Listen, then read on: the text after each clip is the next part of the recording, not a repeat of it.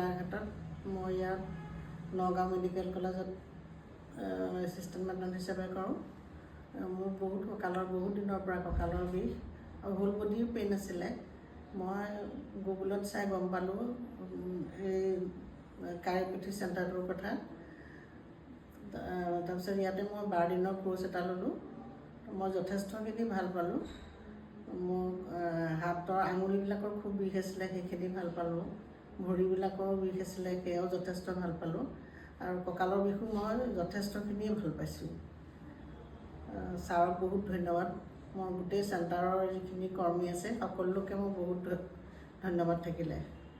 আৰু ইয়াৰ চেণ্টাৰটোৰ যিগৰাকী কৰ্মী আছে তেওঁলোকো বহুত মৰমীয়াল আৰু বহুত মৰমেৰে কামখিনি কৰাই দিয়ে।